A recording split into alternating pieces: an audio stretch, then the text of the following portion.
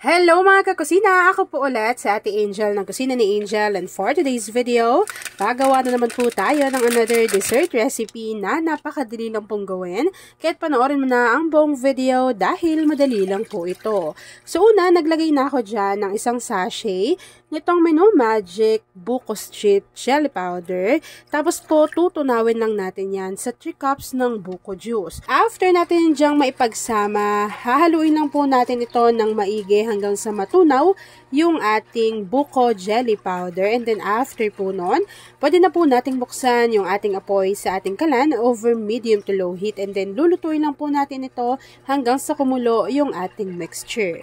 So habang hinahalo natin to at hinihintay po natin yan na kumulo, please don't forget to like and follow yung ating Facebook page, Kusina ni Angel. Kung meron rin kayong Instagram, paki-follow na rin po ako doon, Kusina ni Angel. And kung gusto mong matuto pa ng iba pang mga recipes o kaya naman gusto mong mag-share ng mga niluluto mo everyday, pwede kang sumali sa ating Facebook group. Andyan lang po yan sa ating Facebook page.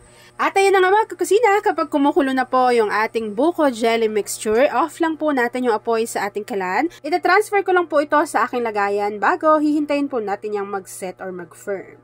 Kapag nag-set na or nag-firm na yung ating buko jelly, hiniwa ko lang po yan into cubes, tapos i-transfer lang natin dito sa ating mixing bowl. Nasa sa inyo na po kung gaano kalalaki yung pagkahiwa ng inyong buko jelly. After nun, maglalagay lang po tayo dito ng nata de coco. Maglalagay rin po tayo dito ng 1 cup na cooked sago. So, ito po yung maliliit lang.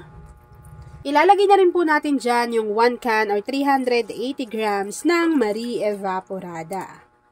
Maglagay na rin po tayo dyan ng 1 can or 380 grams ng Marie Condensada.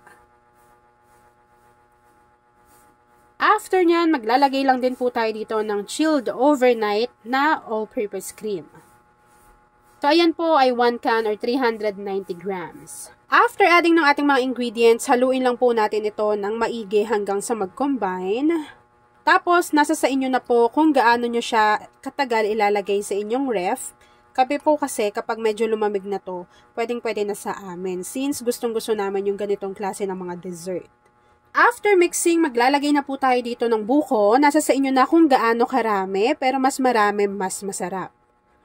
Yan. So, ako po, 2 buo ng buko yung inilagay ko dyan. Tapos, yan na, kinayod ko na, and then nilagay natin dyan sa ating mixing bowl. Grabe, no? Magkano na po ang isang piraso ng buko sa inyong lugar? Ayan, no? The more na mas maraming buko talaga, grabe, mas sumasarap talaga, or nag-iiba talaga yung lasa ng ating dessert recipe. Hahaluin ko lang po ito ng maigi, tapos ilalagay ko lang to sa aking ref hanggang sa medyo lumamig na siya. Nasa sa inyo naman kung gusto nyo pang kumapal yung kanyang consistency. And then after po nun, ipapakita ko na sa inyo kung ano yung natapos nating easy and creamy dessert recipe. At ayan na nga mga kakusina, kapag lumamig na po yung ating dessert, pwede na po natin yang i-enjoy! At ayan na nga mga kakusina, tapos na naman po ang ating easy dessert recipe na white buko salad.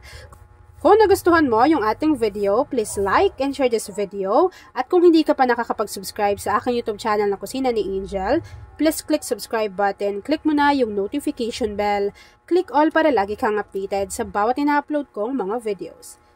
Grabe, diba? Yun lang mga kakusina. Thanks for watching and enjoy this video. Kung isa ka sa dessert lover at buko lover, pakishare ng ating video at mag-comment ka na dyan ng Hi Ate Angel sa ating comment box section at kung taga saan ka nanonood. Yun lang mga kakusina. Thanks for watching and enjoy this video.